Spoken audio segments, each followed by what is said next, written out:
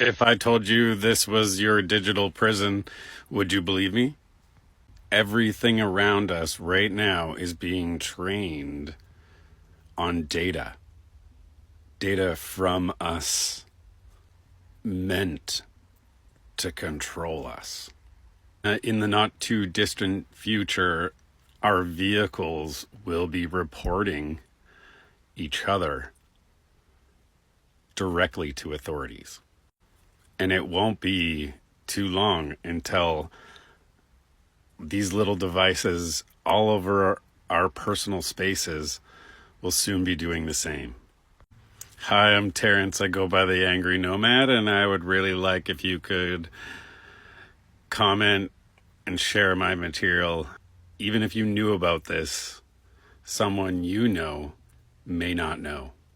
We are entering the fourth industrial revolution. What does this mean for the population of planet Earth? A new internet and cyber physical systems, with a plan in the fifth industrial revolution to have human cyber physical systems. And I think you can start to see the moves towards that type of future. From trains in the 1700s to light bulbs that burn out that could have stayed lit for over 100 years, to computers, all eventually to end up being you. And just a side note, this has been going on for a really long time. A lot of money backing it. You can research it all on your own. But this is where humanity wants to be going. You can also check out Unky Swab's book on the Fourth Industrial Revolution, but that could be conspiracy. But in this Science Direct article, the link is right there, Systems Biology Approach Integrated with Artificial Intelligence for Optimized Metabolic Engine.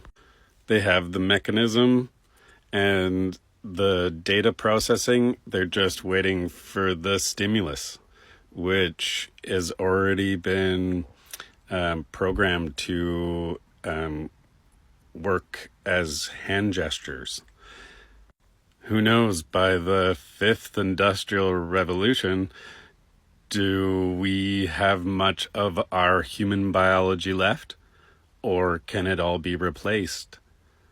If the integration in... never mind. We're too far ahead. I'll back up a bit. A mass amount of computing data is going through these towers right now. That we'll get to in a later part of this. But hold on. So all the data is sent somewhere. These data centers are going to be huge, and they're going to be right in our backyards, and all of it is stored. But they make it sound like it's a cloud. There's no physical storage. It is. The data is there, and your data is somewhere in here. And it's connecting globally. And through chips and the Internet of Body, they're going to start connecting the physical with digital. Your body will be radiating all of that data through the IoT devices, the Internet of Things. What is Web3? It's here, and it's integrated. This cell tower system had infiltrated our existing phones that delivered data from 33 million mobile phones during the pandemic. This data was collected by the Public Health Agency for Canada. And these towers in that system is going to be used to implement the digital ID authentication. This is the Canadian website. It's not misinformation. Look, for those that missed it, the Pact for the Future, it's on. As an umbrella term, you're a global citizen. And for those that didn't know, the historical leadership at the Bank of Canada, Mark Carney, 2008 to 2013. He's under the governing council and senior management as one of the past governors. And for those that don't know, he is also one of the largest contributors to the news release. Come on, Canada's been talking about the World Economic Forum since 2015. And the only reason why I bring up this organization, because they're the ones that are sponsoring the Fourth Industrial Revolution. And the digital dollar was born. It was already ready and waiting. This is how it will work at first. And if the Wi-Fi is down, it should still work off that tower network. And it will be integrated in everything in our daily lives.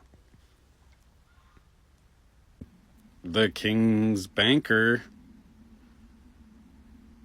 became Canada's next PM.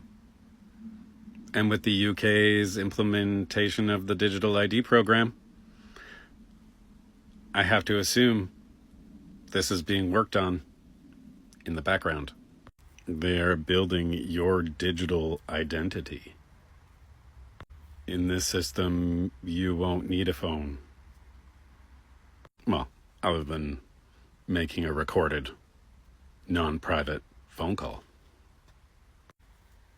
And how it should be looked at is Canada's digital future is being worked on, but nothing is written in stone.